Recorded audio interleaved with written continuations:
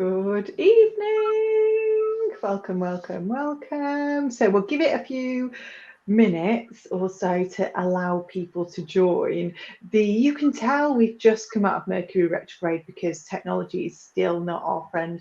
Emma had a situation today with her sound where she sounded like she was in some sort of thunderstorm.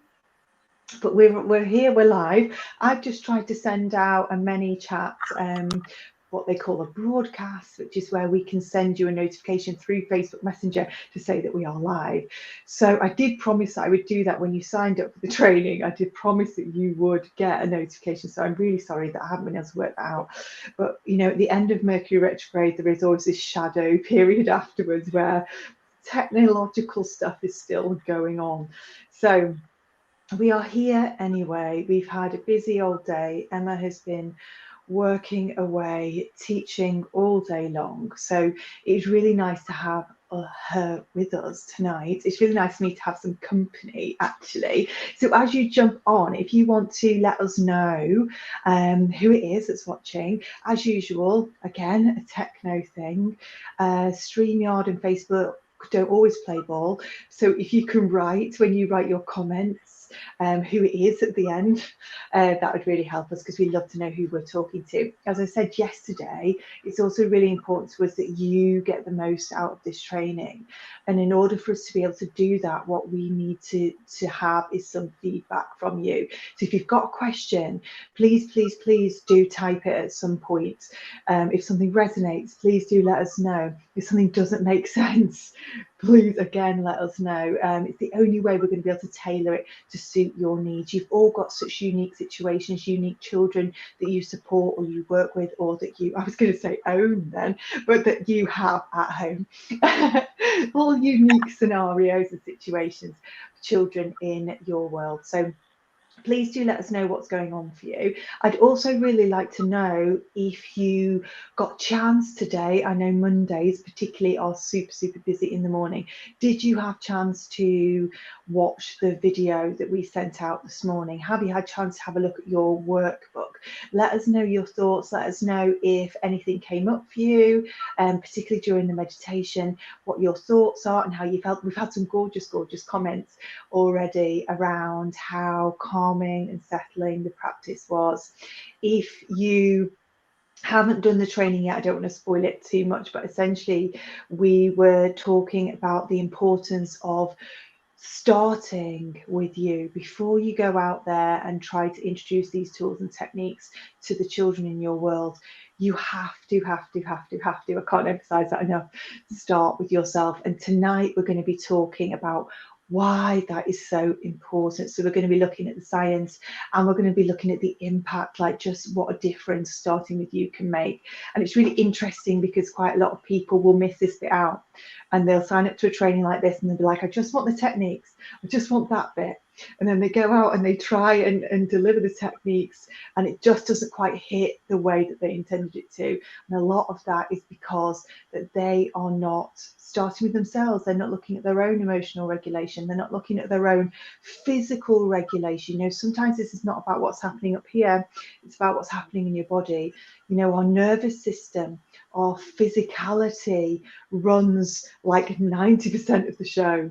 You know, most of the information which is sent to our brains about how we should think, feel and behave comes this way up, not from the head to the body. So it's really important that we look at our nervous system, that we look at how to calm and settle and regulate ourselves physically and emotionally. So that's what we're going to be looking at today. But I just want to have a look at the comments where everyone jumps on. So we have somebody saying hi, Charlotte and Emma. We have Vicky here. We have Sarah here. We've got Helena here. We have somebody who's a TA in a middle school working with Michelle. 9 to 13-year-olds. Oh, Emma's going to be my little assistant. I can see the comments. Oh, this is awesome. It's so nice to have somebody with me to help me. Yes, so who was that? Michelle. Hi, Michelle. We've got Sarah and we've got Jenny. Thank you so much for joining. As I said, please do let us know your takeaways. Let us know how you're feeling today. Let us know what you're excited about, maybe, whatever's going on for you at the moment. Me and Emma are notorious for because we love this stuff, talking. So we're going to be really strict with ourselves. I've got an actual like list of notes and questions. I'm going to try not to deviate from topic, but please do help to steer us if you need us to focus on a particular area. Please do let us know. That is fine. But we're going to dive straight into it. Who's this from Scotland? So Emma. Ash is joining from the Highlands in Scotland. And Sarah is saying, let's have a look. I love doing this. I can see a little face there as well. That's gorgeous. I'm a secondary teacher and just qualified as a yoga teacher, thinking about doing tweens and teens yoga and meditation classes after Christmas. Beautiful. Gorgeous. Like the teenage years are such a lovely time to work with young people. I just think it's gorgeous time to introduce meditation, so you're definitely on the right track. That's my background. I used to work with 16 to 19-year-olds, so I know how that goes. It is different, but it's gorgeous at the same time. It's really challenging, but it's also awesome at the same time. So we are going to get going. So tonight, as I say, we are deepening your understanding, looking at the science, looking at the impact of starting with you. So really what I wanted to begin with was just touch on what mindfulness and meditation is for me. And it is really a space for you to explore emotion, a safe space for children to explore emotion. It allows us to introduce conversations about emotions and about feelings. And it's a really gorgeous space to be able to explain to a child and even a teenager and even actually an adult that is, hi Marie, thank you for joining us and bringing your energy. As soon as I see Marie's little face on there, it like lights me up. I love Marie's energy. It's a space for us to help people understand that it is okay to feel stuff, that feeling things, however deeply, is a normal part of being a human being. And that, you know, when we appreciate that, when we really start to own that actually it is okay for me to feel. And when I say feel, I mean the full range of human emotion, I always do this, the full rainbow of emotion, you know, the good, the bad, the ugly, and everything in between. You know, we talk about this a lot, that there is no good or bad emotion. It's just something that we experience. And when we allow ourselves to sit in that space where we understand that feeling stuff, even anger, for example, I was having this conversation with actually both of the little boys. Both of my little boys, we've had a conversation at some point, either yesterday or today, around it's okay to feel angry. It's okay for you to feel frustrated. It's okay for you to be a human being. And what that would have done for myself as a child is given me that acceptance of who I was. You know, and that's all tied in with self-love, self-compassion. You know, you need that understanding that it is okay for me to be me. It is okay for me to feel what I feel. The other thing that mindfulness and meditation really helps us convey to children is that emotion is transient. You know, it's changeable, that it's going to come, but then it's going to go, that however you're feeling in this moment, you don't need to stay there. It doesn't necessarily, it isn't going to like rain on you for the entire day, for example. We liken it a lot to, we have one of our activities is the weather report. So we talk a lot about emotions and likening it to different weather types. But the other thing that's really important that mindfulness and meditation gives us, and I think maybe for me this is the most important thing, and particularly the way that we deliver mindfulness and meditation, when we deliver our kids sessions, we look a lot at physicality, we look a lot at using body language, we look a lot at, you know, movement. You know, meditation doesn't need to necessarily be silent and still the entire time. You know, what we want to convey to children is that for the most part you have a large amount of control over how you feel. You know, emotions and situations will happen, things will happen to us. And it's okay for you to feel however you feel. Whatever comes up for you is yours. You know, you've got to own that emotion. But what we really want to get across to people is that we can use our body language, we can use our physiology, we can hack the science of being a human being in order to give us more of a sense of control. Obviously, that's not the full picture in terms of if there's any mental health concerns and all that kind of stuff. But for the most part, for the average child, you are able to gift them by teaching them mindfulness and meditation, you know, that they can take control, they can choose, they can turn the dial on their thinking and to choose a different thought or to feel a different way. We've been doing, if you follow our Instagram page, we've been doing a dance a day for the past, I think it's maybe we've come to like 7 days maybe now. And oh my goodness, does that change your energy? Does that change your emotional state? Because when we're moving our body, how we feel physically impacts how we feel up here. So being in touch with the messages that your body sends you that tell you when you need to stop, when you need to slow down, when you need to pause, but also really important, when you need to ask for support. You know, with mindfulness and meditation teaches children and adults to hear the messages that the body sends us that tells us all those things. And also when the body tells us that something feels good and we should do more of it, you know, and that just gives us space to have a little bit more sense of control over what's happening and also take the appropriate action when emotions and situations sort of feel too overwhelming for us. So the other thing that mindfulness and meditation do, I could talk about this for days.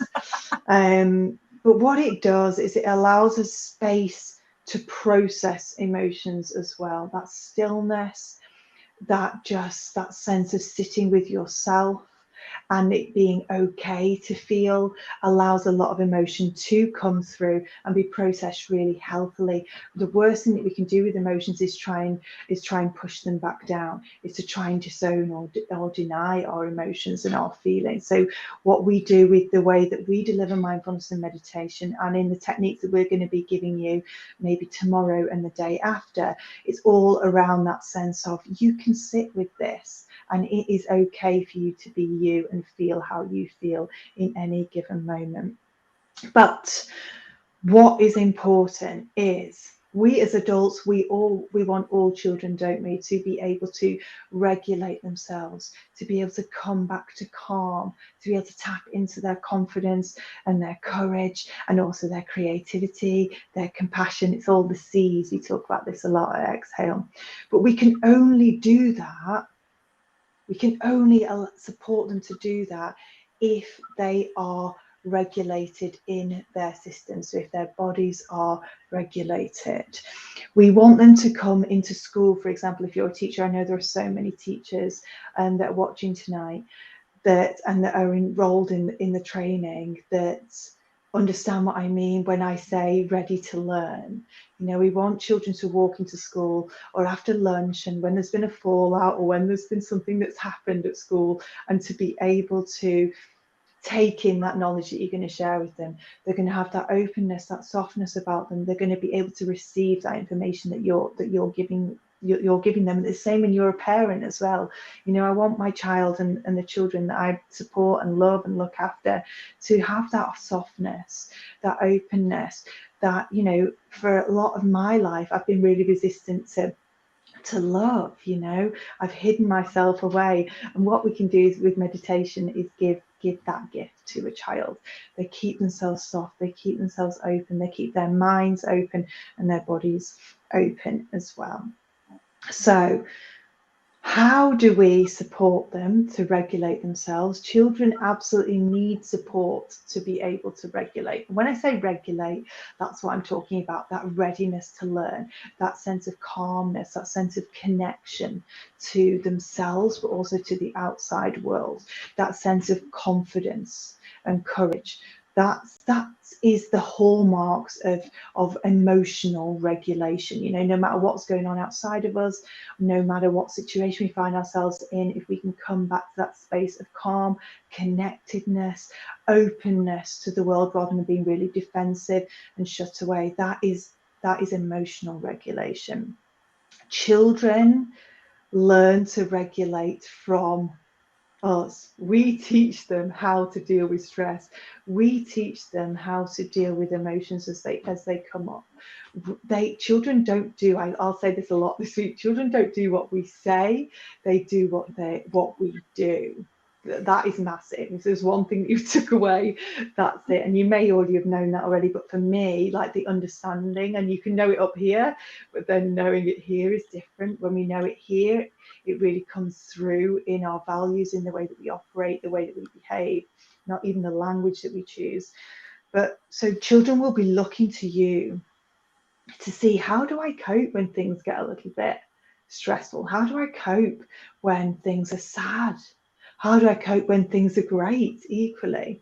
But the other thing that's really important to understand is that that's happening kind of as like a kind of nature and nurture scenario going on, how we're nurturing, how we're parenting our children.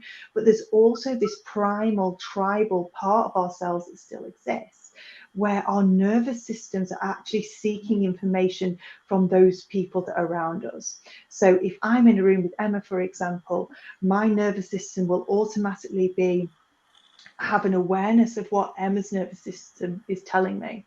Essentially, the bare bones of it is, if Emma is stressed, my nervous system is going to feel it. And my nervous system is going to use that information to help it inform how I should be feeling. You know, we're tribal, we're pack animals, we're primal beings underneath all of this. You know, all of our ability to think rationally and logically and analyze, that came so much later. That came along with this prefrontal cortex. What we had before that to help us understand how to respond in any given situation was that sense of being able to connect in with somebody else's nervous system. That nervous system gives me information. How should I be thinking and feeling given what that other person, that other member of my tribe, that other member of my pack is doing over there?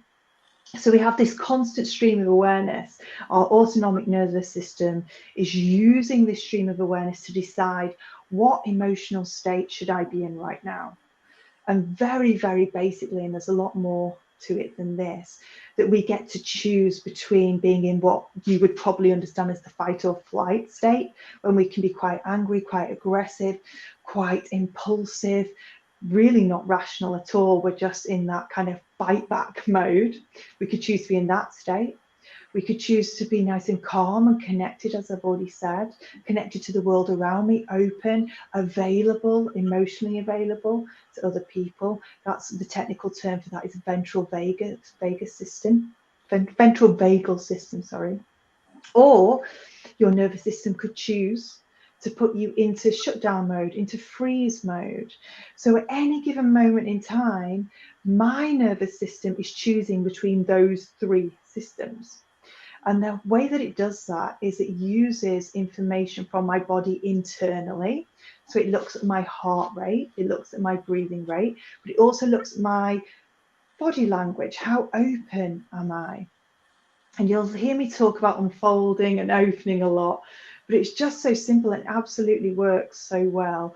When we are experiencing anxiety or fear or worry, the natural instinct, our primal instinct, is to protect our heart and our lungs and everything that's really important, the bits that keep us alive. So we close our body language in.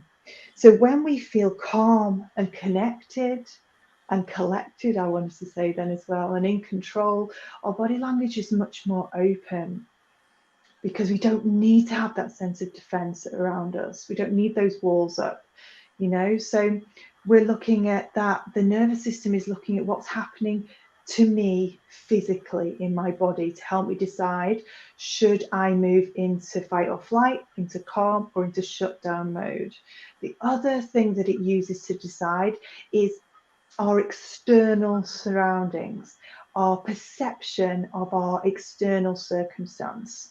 The body and the brain will use information from our circumstances and our perception, like what we think our scenario is, how threatening we perceive it to be, to help us choose which one of those states I am most safest in.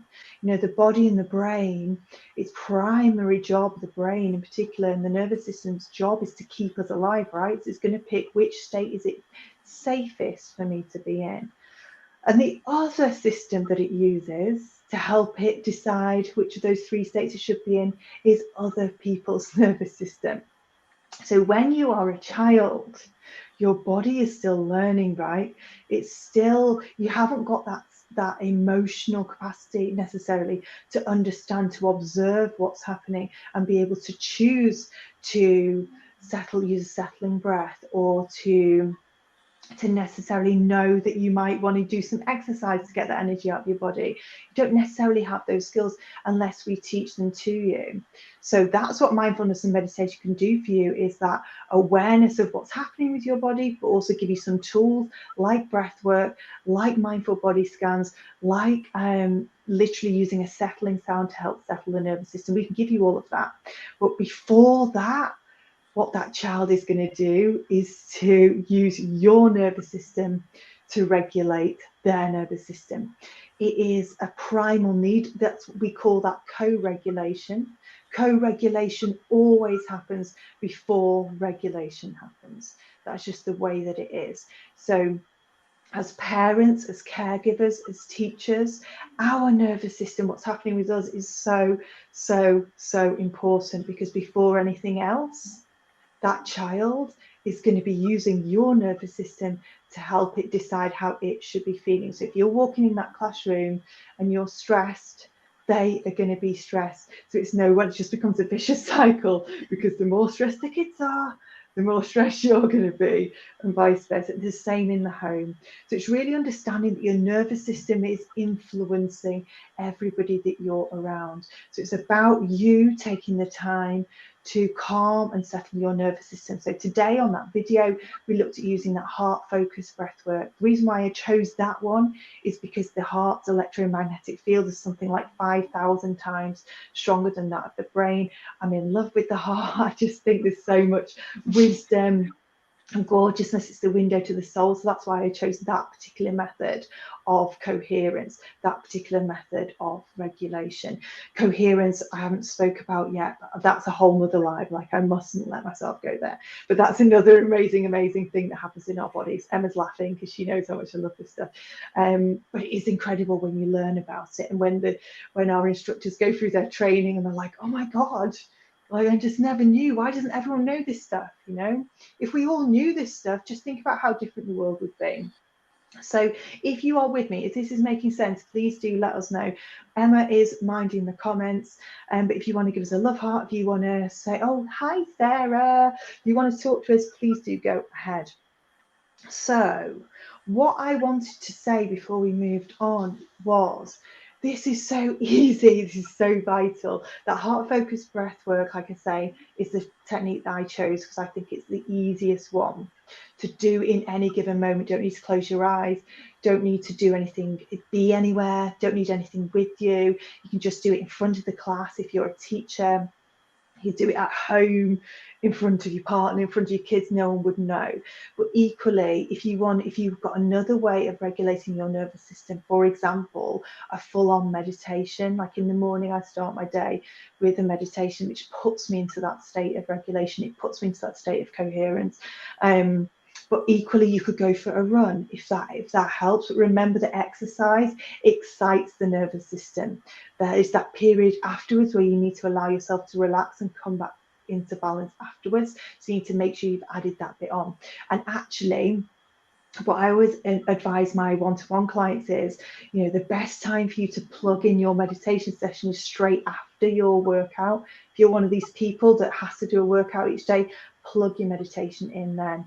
And we spoke about it yesterday. There's so many different types of rest that are required for us to have an optimal state of well-being. So please, please, please don't miss out the mind rest and the spiritual rest and all the other stuff that I spoke about yesterday.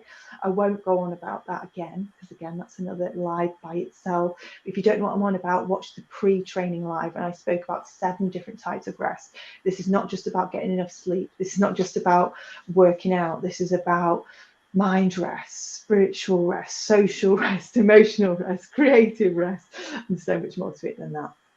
So I'm going to ask Emma a question in a minute, but I'm just going to have a look at these comments. So Sarah Thompson, thank you. She's saying this is amazing info. Thanks so much, learning lots. Amazing. Thank you. That makes us so happy. Emma, can you tell me who's this person? Can you see who it is? Michelle. Michelle, this makes so much sense. I'm trying to think of a way to encourage staff where I work to participate in time to breathe. I saw your comment before. If honestly, just this makes such a difference. Emma's going to talk in a minute about the difference that she knows. She's a teacher herself. She knows this can make a real difference. The struggle that we have, you know, is the cultural change that's required at schools, the cultural change that's required really in a lot of corporate settings as well, a lot of workplaces, and it comes from the top. You know, senior leadership team, SL team, need to be on board, but sometimes it's just a case of them, and Emma might know more, but sometimes it's getting into them, finding a way around the back door maybe to get them to engage with it and see for themselves. But we appreciate there's a lot of red tape, but it absolutely is possible. A lot of our instructors at the moment are working in schools in this kind of way and introducing staff sessions. And actually, thinking about it, a lot of the time it's when the SLT, say for example, see the benefits with the children, and then, you know, then they start to come on board with it. You know, that's making their job a lot easier, isn't it? So there'll be a bit of a back and two on that one, but please do keep trying, because it's so worth it. Who is this? Okay, who's this one, Emma? Beth? Ash. So Ash says, learned a lot of this on my own healing journey, which is why I feel passionate about sharing it with others. I can't agree enough. Imagine if everyone knew this stuff, you know. I just think literally it could actually change the world. You know, I think there is a quote from someone somewhere that says that, but this is why. And people think it's just about the fluff and the woo-woo, and maybe they link it to religion, and maybe they, you know, they go down that route with it, but actually this is real science that's going to help us feel better in every moment of every day. It's just so powerful. So we have, oh look, Vicky says, would be amazing to work like this every day. Honestly, it is a gift. All of our instructors say this. Emma's smiling, she knows. I will let Emma speak in a minute. I just get so excited about all this stuff. But, you know, like literally we do feel super privileged to be able to do this as our job. It absolutely never feels like work. It's just so gorgeous. Vicky's also saying, I'm working in a school that requires improvement, and the focus is on how we need to improve, but with this it could come from it. Exactly. This is like the foundational piece that schools sometimes miss, and that parents sometimes miss, and, you know, social workers miss, and everyone misses. You know, there's so many other boxes to tick, isn't there, a lot of the time. But actually there is something called, and you'll know as teachers probably, about Maslow's hierarchy of needs. You know, we need those foundational levels to be in place, you know, those levels of feeling safe, secure, connected, you know, all of that then helps the learning. You know, it only happens that way around. And this stuff creates that foundation at the bottom of that pyramid. You know, it creates that sense of safety, creates that sense of security, connection, trust, all of those things that teachers and schools need to have in place. So you could absolutely, we've got a massive case for making this as part of the curriculum. So someone else is saying it could definitely change the world. Sarah Cops. Oh, it's Sarah. And is this Sarah as well? There's a book out. Helena or Helena. Oh, I always say this wrong. Helena. So she says there's a book out by pharmaceutical scientists who has pulled together all the real science about the woo-woo of what we do. It's so interesting. Please share what that book is. We'll do one more before we talk to Emma. Who's this? Claire. Claire is saying, hi, I love this, so important. It is massively important. And literally, it is no exaggeration when we say, and collectively, every single one of the instructors says the same thing, it's changed my life, knowing this stuff. And from that point, it's going to change so many other people's lives as well. That's why we're just so excited about sharing this information with you this week. So, Emma, we're going to talk about now. Do you want to talk a little bit about? I spoke about regulation and how children might show up in the classroom and equally at home. So, do you want to share some insights on what you have seen as a teacher, just to give us some more depth of understanding around why this is so important? Do you know what's really funny is when you were saying about we are the barometer, and children will be influenced by how we come into the classroom. And when I was a teacher, I remember constantly being told by senior leaders, exact same thing. How you are in the classroom, and how if you're looking like you're stressed, that is going to affect your class.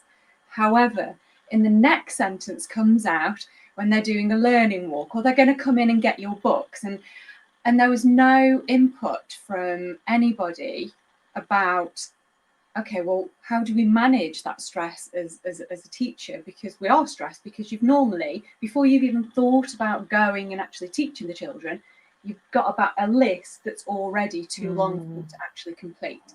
And when you were saying that, it makes me laugh, because I remember being told all the time, the children will be impacted by how you are in the classroom and how you feel in the classroom.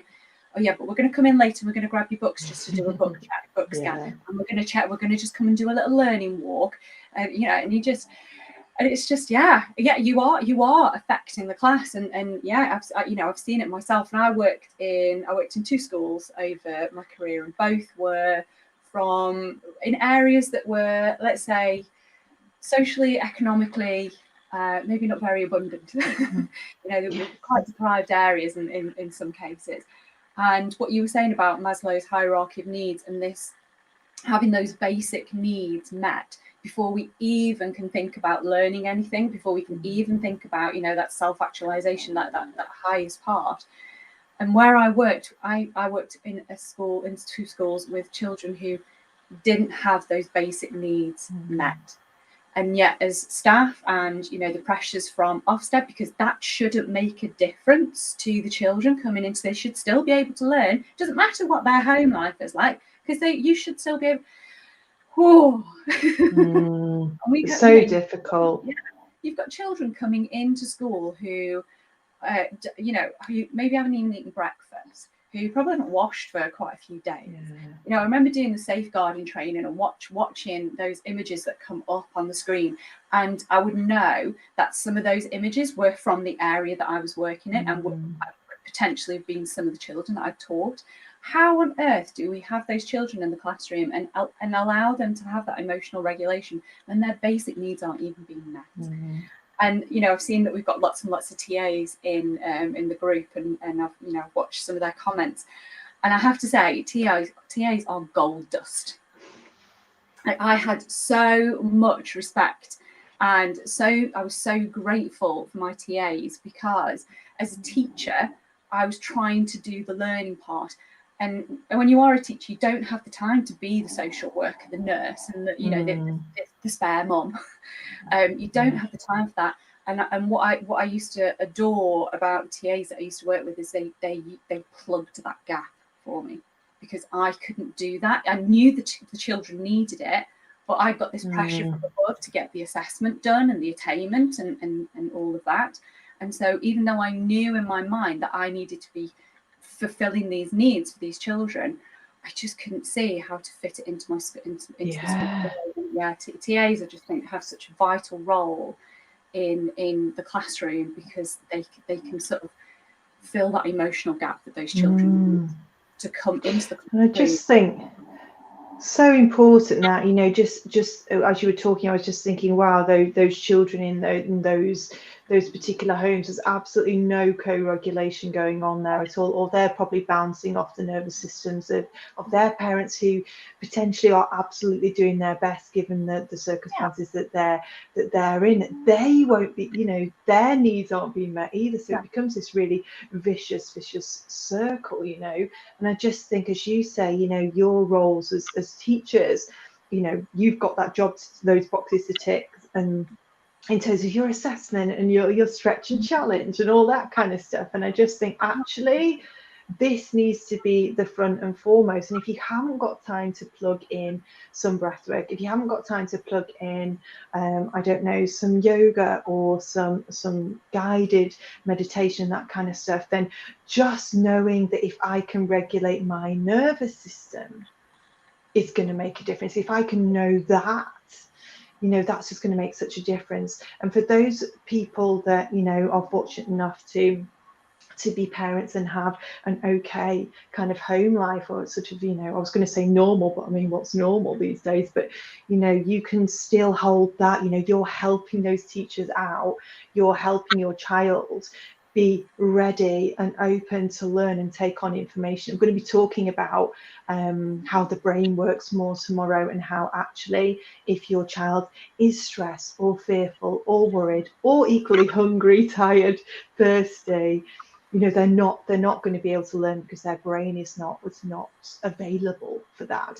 So just if you're able at home, even if there has been a bit of emotional overwhelm, or if it has been a stressful morning, if you can hold yourself in that space, it's going to give your child the best chance of being able to learn and take it and enjoy school. It's so important, isn't it? And towards the end So of my career, when obviously I'd done the training through Exhale, and towards the end of my teaching career, I felt different because I was able to go in and have that emotional regulation for me as well. It made a massive difference. Exactly. It does. It does just change everything. Somebody's saying here, in the same way we think of teachers, it can be the same for parents too. And oh my goodness, how stressful is it being a parent? Like, I don't think you really understand. You say, oh, it's a bit stressy, are you sure you want kids? If you have kids, they said. And you're like, oh my God, what on earth is this? So it is super hard. And all those roles that the teachers have, we equally have at home. So it is full on, and taking that time for yourself is super important.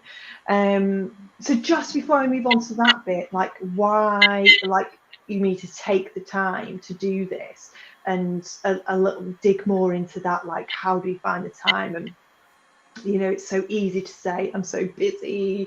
I'm just going to talk a little bit more about that in a minute. But before we get there, can you just give us maybe one or two examples of how for you, Emma, you having your own personal practice has positively impacted the children in the classroom? Because I know before you left to work with us at Exhale, you were doing Exhale and teaching at the same time. So can you think, is there any standout moments, or is it just a generalized feeling of actually that made such a massive difference? I think it probably is just more of a generalized feeling, but I think the way I responded to the children as well, I think made a difference. So instead of that feeling of having my authority questioned, which, as a member of staff, that can be hard, I just changed the way I worked. So rather than worrying about whether or not I just made sure those needs were met first, and giving the children the space and the time to do that. And so I had some, boys in my classroom who really struggled after lunchtimes, and it was finding ways for them to be able to, and for some of them it might have been, like a little fidget toy or so, something. And I would bring that in personally. I would talk to them about why it would work for them, and why. And I think even one of them, I bought a comb in and got him to use it in the tips of his fingers to stimulate endorphins, and just talking to them about why that was important. So not just giving them these things and just saying, go play with that for a bit. It was actually giving them the information around behind that, about why this might be a useful tool for them. And sometimes it would work and sometimes it wouldn't. Sometimes we wanted to throw it across the room. Fine. Occasionally it was. But yeah, I think just more in my approach, the way I approach the children, and the way I dealt with those behaviours that may have been disruptive to the class. And I think just the way I came across to the children, rather than going in having my authority questions. And that's it. I just think that makes so much sense to me from a physiological point of view, because when you're able to access that state of calm and connection, that ventral vagal state, which we can access through being regulated, through using those tools for self-regulation, the meditation, the breath work, the heart focus breath work that I took you through this morning in this morning's video. When I talk about us being open and soft, it's because the body no longer sees those external circumstances as threatening. Because I've done that time to take that breath or to do that heart focused breath work, I'm then showing up with my perception of that scenario is completely different, you know. So my nervous system therefore is going to be much more regulated and calm, and therefore their nervous system is also going to be much more regulated and calm. So it's really interesting to me, and I do remember that feeling well of the challenge. That is threatening, you know, that even now there's some that is a bit triggering to me, because I remember that feeling in my tummy of like, what, you can't talk to me like that, you know. And I was working with teenagers, so it's potentially quite different, but you know, it does get you in that emotional, that kind of like that guttural kind of response, doesn't it? Because it puts you straight into potentially that fight or flight mode. So I'm able to bring myself back, so I'm not as wanting or needing to fight back. Remember that, you know, we shouldn't blame ourselves when we do that, because actually it's a physiological response, you know, through whatever's happened in your childhood, whatever's happened through your early adulthood. Every moment of every day leading up to now will inform your perception of what is and what isn't threatening to me. If my brain perceives it to be threatening, I'm going to drop into that fight or flight state whether I like it or not. It's not my fault, you know. But what I can take control of is my ability to recognize when I've shifted state and take control and move back towards a more connected, calm state. Yeah, and I Okay. do that at home as well. I mean, you know, I'm not a perfect parent. I do Yeah. snap, do get to a point, Of but course we in do. fact, Yeah. being able to recognise it and come back. And I don't, you know, the way I respond, and the way what you were saying there about sort of like not seeing it as the threat and being able to look wider and take that pause, yeah, it just makes a huge difference. Massive difference.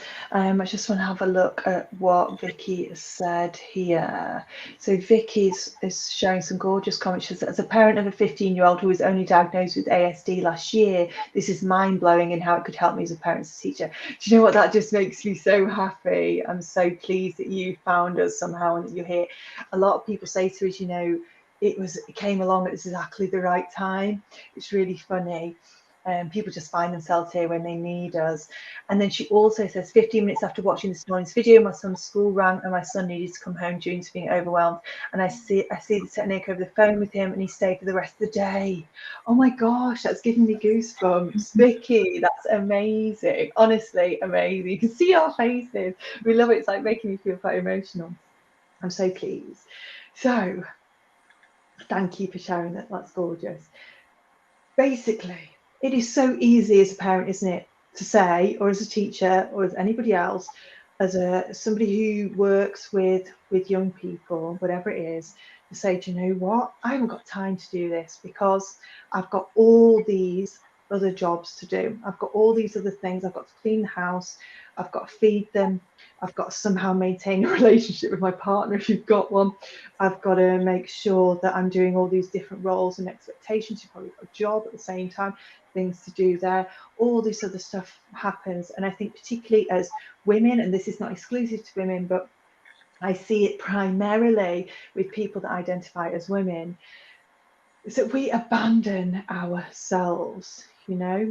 We let everyone else's needs come first, you know, and this is just proof that what our needs matter, you know. Our needs as caregivers, as teachers, as parents, they matter, because we cannot show up and do the job that we want to do, whether that be parent, caregiver, teacher, or that big long list of people.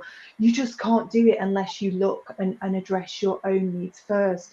And what's really important is remember that when you are betraying yourself, ignoring and denying and disowning your own needs, you are teaching the children around you to do the same. So they will grow up people pleasing, for example, and they will deny and disown their own needs in favor of acceptance from everybody else. They'll do exactly the same With things my as you. 12-year-old right now. Yes. And I know, So, and I yeah. recognise that that's because what I did all that time, and I can Yeah. see it now. Yeah, and I just think, you know what, you sort of you beat yourself up a little bit, don't you, as well? And I just think actually there is just having that awareness now, there is enough time for you to work. It doesn't matter where they're at in their journey, there's enough time for you to model that new behaviour, you know, in the past couple of years. Working on that very, very, very recently. Yeah. It is, but I can see it. I watch it in her, and I'm like, oh, that's my fault. That's me, and not in a judgmental way. And I'm not criticizing myself, because I've forgiven myself for all of those things, and that is like the gift that meditation has given to me, is has allowed me to look back on that with compassion, and I can see it, and I'm so grateful to be able to recognize it now, and say to her, okay, well, let's and talk her through it, and yeah, and just admit Yeah. as well, from my own perspective, well, this is me. I've done that. Yeah. Yeah. Yeah, that's so powerful though, to be in that position of awareness, isn't it?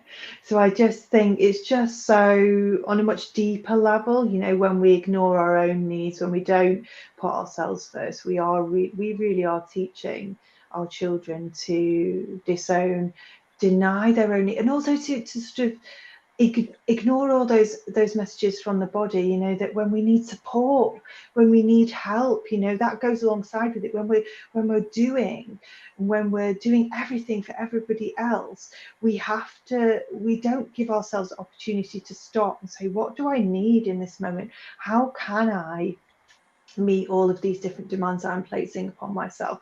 Where, you know, there are so many opportunities where support may, and in not every scenario, but for a lot of us, we've got supportive friends. I know for me, I have lots of supportive friends and family and people that would come and help me, and yet still I'm trying to do it all. And it is a slow unlearning, you know, and all that comes down to underneath it all is this sense of, actually, unless I do all of this stuff, I'm not good enough.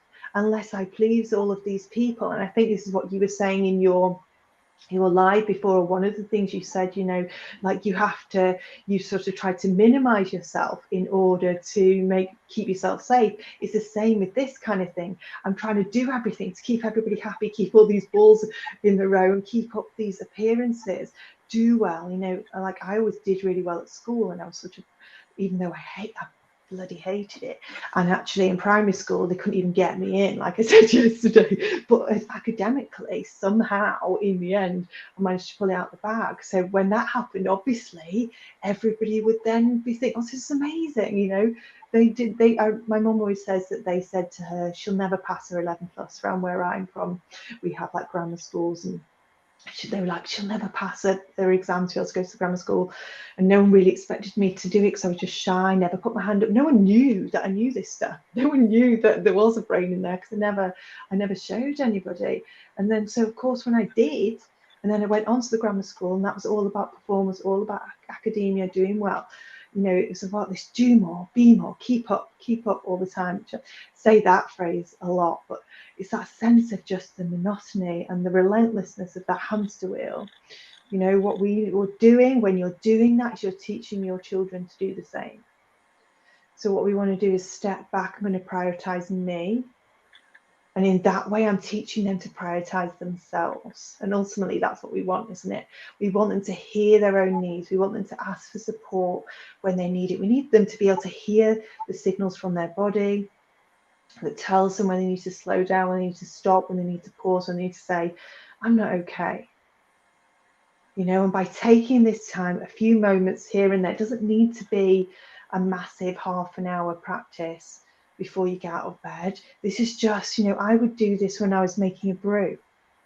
You know, I'm doing the stuff that I would already be doing, or when maybe I'm about to leave the house and I'm waiting for them all to find their bags and find their shoes.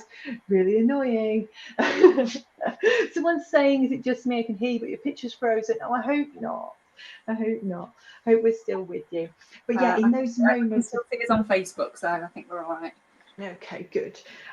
You know, it's one of those things, isn't it? You know, but there's always those moments in the morning, say, for example, when you're waiting for the children to do stuff, you're waiting for them to brush their teeth, maybe. That is a great time for you to plug in those couple of more moments just for yourself, because it's just so exhausting when we disown our needs, when we wear these masks of who we think that we should be. And I think I haven't got time for that. I shouldn't be doing that. I haven't got time to meditate, you know, all that kind of stuff. And it just builds up anger and resentment as well. That was the other thing that I was going to say about it, is that actually you're creating a situation where your nervous system is perceiving more threat, because you're starting to see all of these, the little human beings that you're doing everything for, and the part that you're doing everything for, and the workplace that you're doing everything for, as a threat to your survival.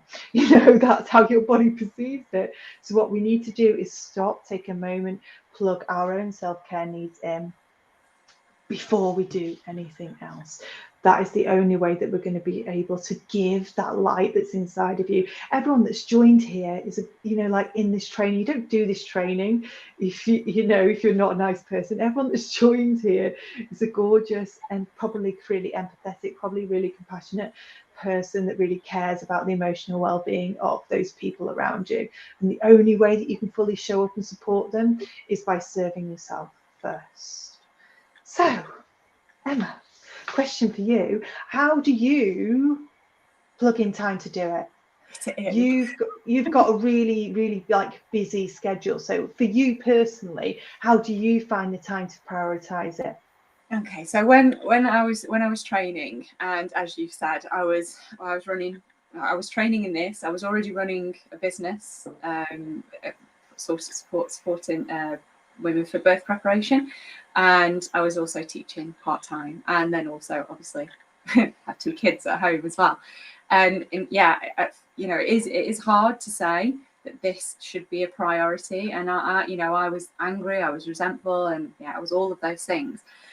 And I think, just like you've just said, just finding those little snippets. So there were some days where I was able to go and pick girls up from school, or if I was traveling somewhere else, I would get there 5-10 minutes early. And then in those 5-10 minutes before I had to be there, I would sit in the car and I would do my meditation. Put a song on, or you know, whatever I needed to, and I would just shut my eyes down. And if it was a bit more public, I put a pair of sunglasses on so nobody could see that my eyes were shut. And that's what I would do. That's how I started. I literally just found tiny little pockets of space. If we were taking the girls to, I don't know, if we were driving somewhere, going to visit somewhere, my husband was driving, I would sit in the front seat of the car and I would do some meditation. I would just shut my eyes and I would just do some meditation. And yes, I've got the girls in the background going, "Mummy, mummy, mummy, why have you got your eyes closed? Mummy, mummy, mummy, mummy, mummy." Do you know what? That is a really good way to practice the meditation skill, Yes. bringing yourself back. It's the best training, that, actually. Oh yeah, absolutely. Mummy, mummy. I once counted, and every 30-minute journey they said mummy 80 times, I think. Oh my word. That's but yeah, so just finding that when I first started, it was about finding those little pockets of time, or I would do it late at night before I would go to bed. Quite often I would fall asleep. Fine, that's what I needed. But it was me finding those little pockets of time. But what I found is that the more I did it, and even though it was only little snippets, it started to, because I started to see the benefit and the impact. Then I wanted to do things where and find a way where I could start to extend that practice and I could start to make it a little bit longer. So one of the ways that I did that was to set myself a target to get up early in the morning. Yeah. Which also meant that I needed to choose better and not keep going to, because what I would do is I would wait until everybody was in bed and that would be my downtime, and then I would sit and binge watch like 1 million episodes of something on Netflix. And so I made the choice that, because I knew that was not helping me, and so I stopped doing that. And then so I started to go to bed earlier, which meant that then I wasn't so knackered in the morning. Yeah. So I started to be able to get up just that little bit earlier.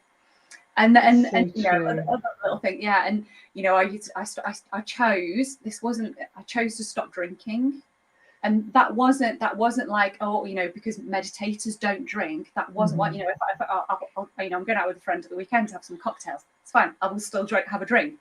But I made the decision to stop using alcohol in the house as my shut off, as my time out. It was my crutch. It was that and binge watching, and that was my crutch to get me through. That's how I was switching off. So I made the decision to take that out. So now then I started, I will train myself to drink chamomile tea instead. Yeah. and just little things like that. So as I started to see the benefits, it started to build. Mm-hmm. I could see the impact. So now I can get up. Like I offered to start teaching somebody at like 5 to 6 in the morning. And people are like, why would you get up and teach meditation to somebody that early in the morning? I'm like, well, one, she wants me to do it that early before she goes to work. And two, it forces me, it gives me a good reason to get up. And it makes me get up and it makes me do my practice before I go and lead her practice. It's not every day, it's only a couple of times a week, but I asked for that to come in. I wanted a reason to be able to get up a bit earlier because I got myself to about 6 o'clock, and then I was like, I can't get up any earlier than that. I was pressing snooze till like 6:30. I was like, I just can't get up any earlier than that.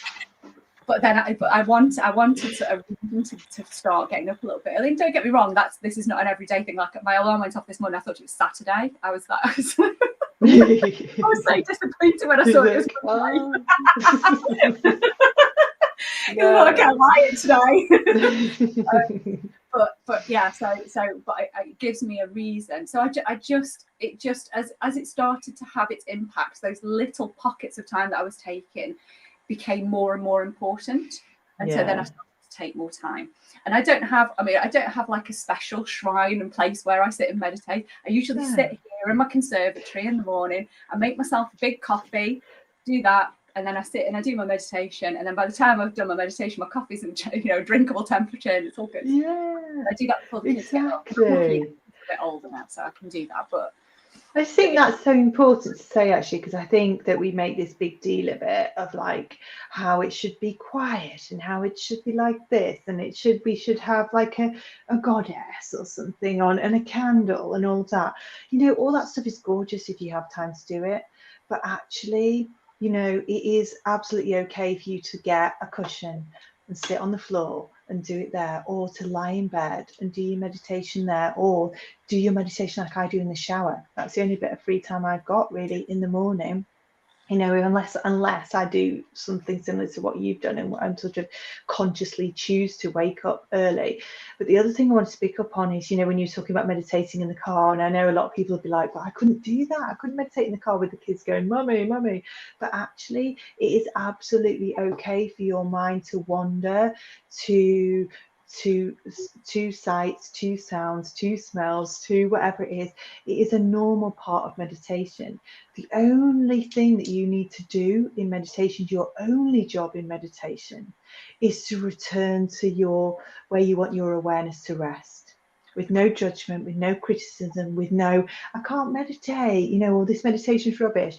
It's just about you consciously returning as many times as that need to whatever you're using to meditate on, I would say. So if you're using your breath, or you're following a guided meditation, or you're using a settling sound, it's about us just consciously returning without the judgment, criticism, without that horrible voice that we have that tells us we're no good. Just coming back and starting again each time. Every moment I start again. So it's just about understanding that this can fit in. There's no perfect conditions. As long as you're comfy, that's the only thing I would say is, wherever possible, if you can have a formal meditation practice, then make sure you're comfy. So what was the other thing that I wanted to say? Oh yes, the other thing is, how do you want to feel each day? It's a choice every day. This information, you've got it now. you understand this stuff. You understand the impact of how you feel. You understand that that information is passed out through your electromagnetic field, through your nervous system, to that of the children that are in your world, right? So we know that information now. So it's about every moment of every day. How do I want to feel today? Do I want to take those steps? You can read. I saw something this morning. It was a really, really good Instagram post, and it was like, this is the only post that you need to see today. And it was talking about quotes. You can read as many quotes as you want. You can feel all inspired. If you don't take any bloody action, nothing's going to change. Nothing changes unless something changes, right? So it's about every moment of every day, understanding sometimes I have to push myself. You know, sometimes I have to do the thing that I really don't want to do because it's going to make me feel better when I've done it. You know, and we're all about, you know, honoring your needs, honoring who you are, honoring your feminine like need to flow and be still and steady. But sometimes you've got to take the action, you've got to take those steps, and you've got to want it. I know personally that I want my children to feel good in the morning, and if I can help them do that, I'm going to do it, right? The same, but if you're a teacher, if you're a social worker, whatever it is, I know that you care about this stuff. It's about every moment, every morning. How do I want to feel today? And if it's a dance a day, that's what we've been doing the past few days. Makes all the difference. Sometimes that's all I do. That's my practice. That's my meditation. You know. So we need to keep it on track. There are a couple of comments which are awesome. We'll come to those in a minute. What I wanted to do is, I'm going to especially come to that one Sarah's just put on as well, because we get that a lot. How do I convince my husband to meditate?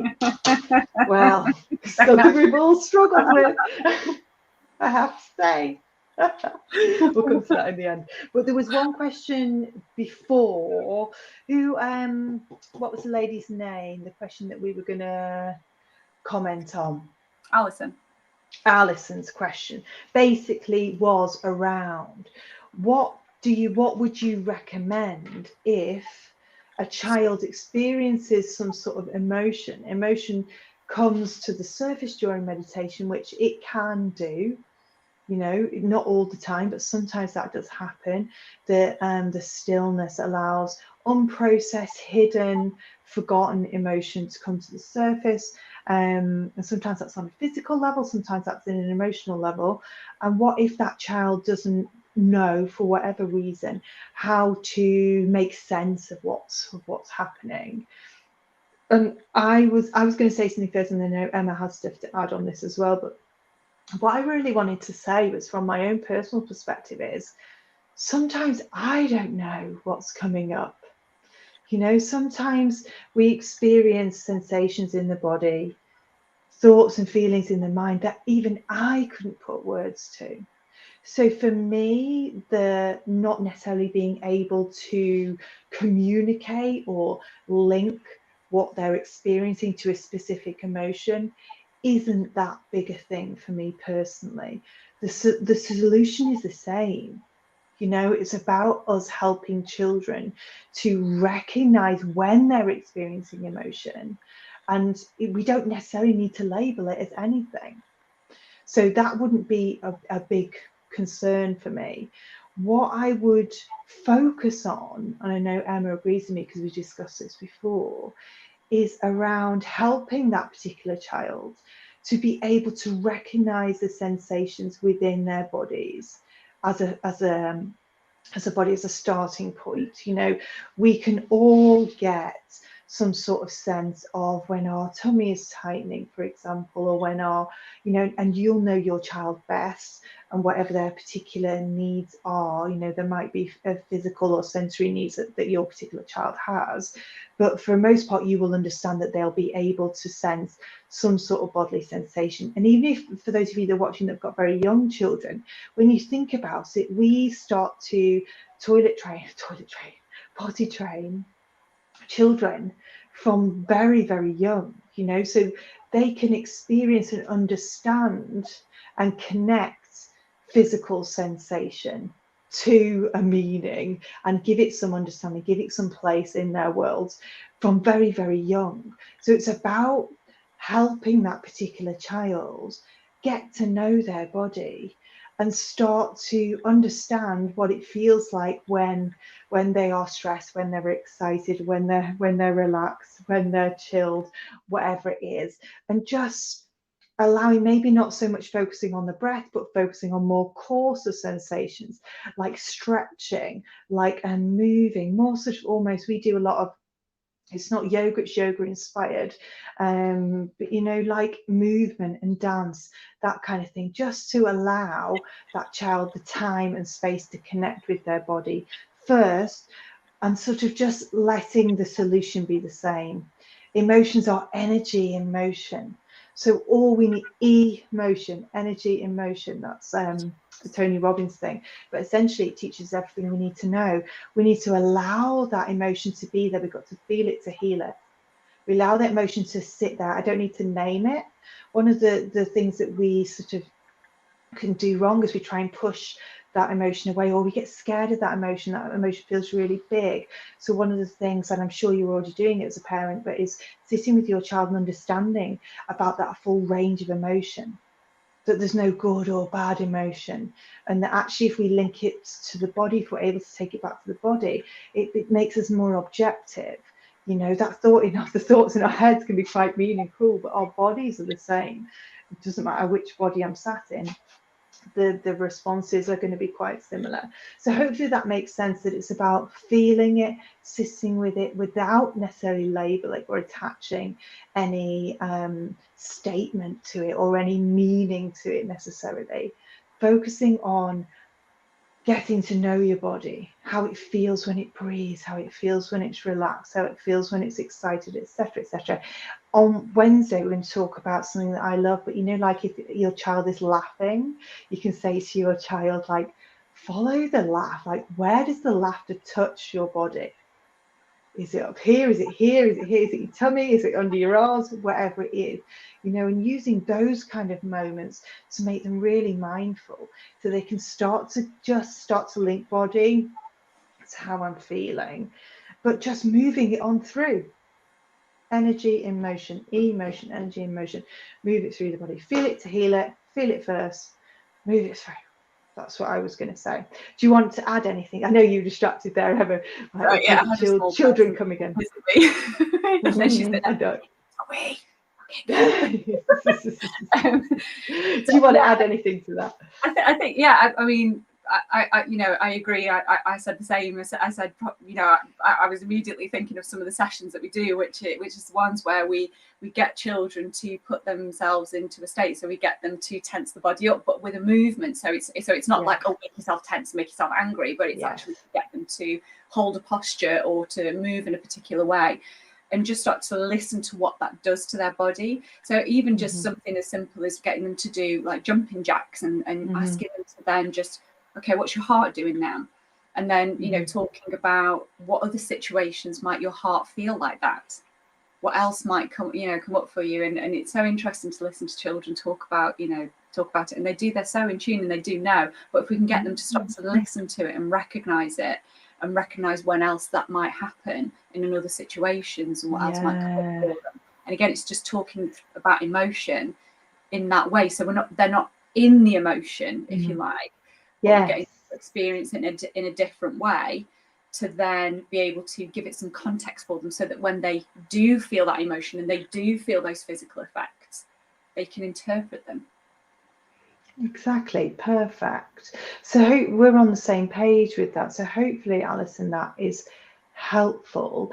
If you still need more support on that, please do reach out and we will definitely support you with it. But without knowing the ins and outs of your particular child's needs, it's quite difficult. That's as much as we can give you right now. But hopefully that was helpful for everybody in terms of the main points that we've got across there, and just knowing that, you know, emotion is okay.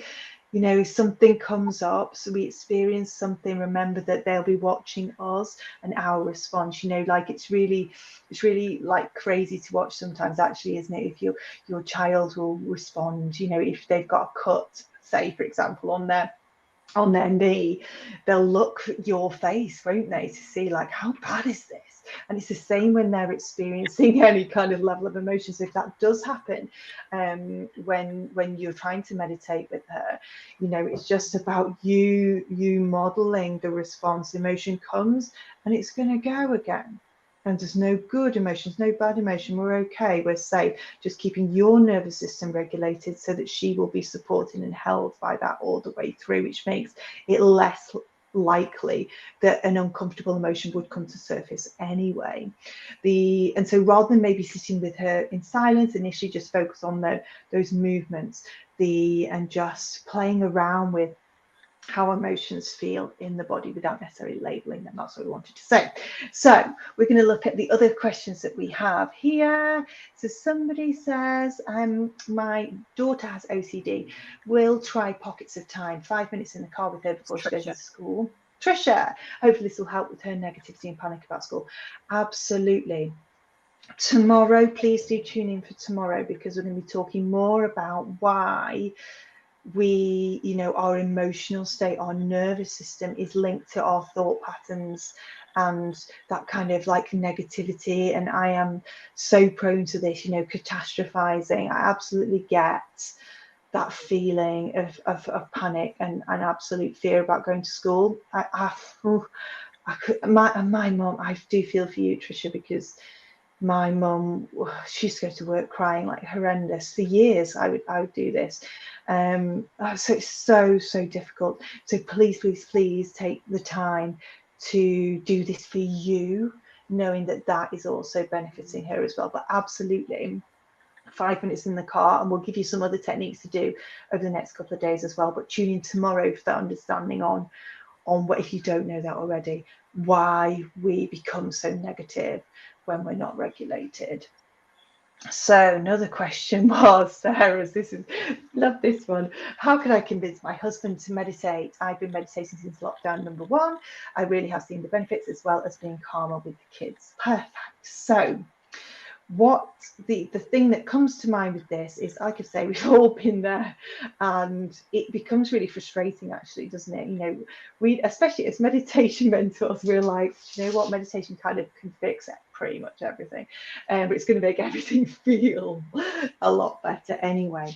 But my biggest piece of advice, and this is the piece of advice that I give to all our meditation mentors and instructors, is just be the lighthouse.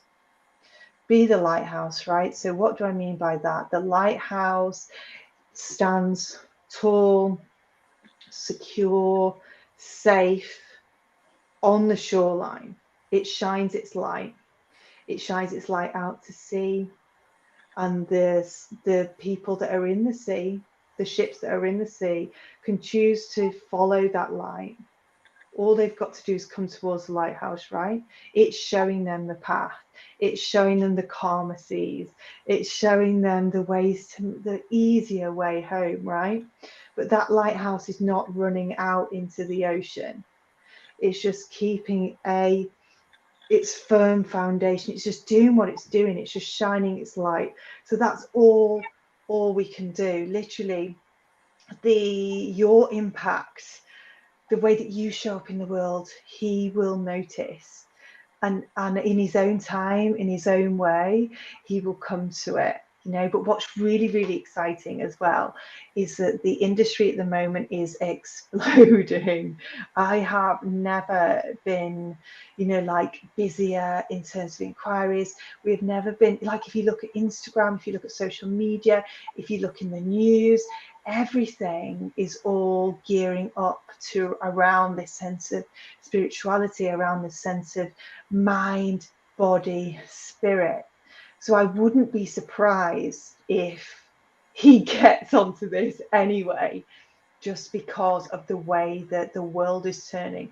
For those of you that are quite spiritual, we're in the age of Aquarius, well and truly now, and the tide is turning. All we have to do is keep shining our light. What's exciting for us as meditators is there's so many more meditation opportunities, so much more breath work happening, and he'll find his own way. And also, connected to that, it's really important to say that you can make pretty much everything meditative. You know, for some people, just absolutely. We've been talking a lot about cold water swimming at the moment, and I'm obsessed with it. I love it. One of the things that's so amazing about that is while it's a moving situation, the only thing you can think about when you're in that water is that it is cold. You are absolutely in that moment. So he will find his own way if he wants to. There are so many ways to bring that sort of idea of presence and be in that moment without having to actually physically sit down and meditate. So hopefully that will help with that one. Have we missed any others, Emma? Somebody's saying, I used to use my commute on train to meditate. That's Sarah. Everyone used to moan about their commute, and there was me who absolutely loved it. Yes.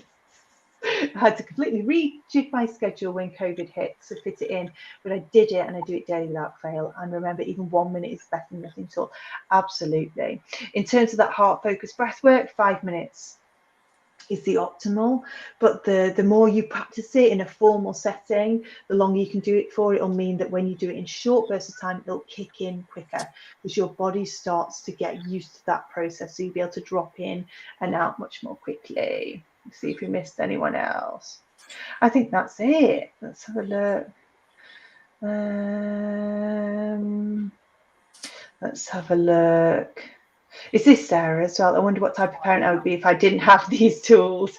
I do still snap, but definitely not how I would have done previously. I also find I come back to that calm almost immediately rather than being fuming and mad for hours. I also admit what's just happened and talk to my children about it. Absolutely. And I think that's what's really important to say. And I did try and touch on that last night, is that, you know, whether it be for adults or children, you know, we're not saying let's not feel stuff, let's not like experience that full range of emotion. We're not trying to fix anybody, make children like behave and conform and all that kind of stuff. This is just about our comeback rate, isn't it? This is just about feeling good when we want to feel good. This is about understanding that we have control and all that kind of stuff that we've already said today. So, and it's absolutely okay as a parent and a meditation instructor to still have meltdowns, to still sometimes lose your shit. You know, this is real human beings. We don't have the luxury of being in a cave in Tibet with all our needs sort of, you know, taken care of. You know, we've got a whole world unfolding around us, and that's okay. So yes, Vicky says, love the session. Thank you so much for your time. Thank you for joining us. We will close it now, I think, because Emma's children definitely need her there. Mine are probably still, oh, that's okay. This is it's real. We've got life, we've got stuff going on. But absolutely, thank you so much, everyone who's joined us. If there are any more questions, please do let us know on one of the threads in the group. I have been manically trying to respond to as many people as possible, but it's so busy for me at the moment. So if I don't get back to you, if you've commented, if you've got a question, please do nudge me again, and I will try and get to you as soon as we possibly can. Enjoy the rest of your, what day is it? It's Monday. Enjoy the rest of your Monday. Emma, do you want to add anything before we sign off? No, just, yeah, it's been so good, and thank you for just how many people have joined there. It's really good, and it's really interesting to hear everybody's stories as well. I'm really enjoying all of the snippets of information and things, and you know, I'm the same. I'm trying my best to sort of keep on top of the comments and responding, and yeah. Yay, perfect. So we will see you. You'll get an email in the morning. Please make sure you're signed up to get those emails. You will get one at, I think it's coming through at 7 in the morning, and then we'll be live again at 7:45. Just want to show this from Sarah. This was amazing. I've not really thought about the angle of the nervous system before, so it opens up a whole new sort of process. Exactly. It's a bit like, that's the only way I can describe it. Once I understood this, I was like, oh my word. So we're going to go, and we will see you tomorrow. Thank you so much. See you later.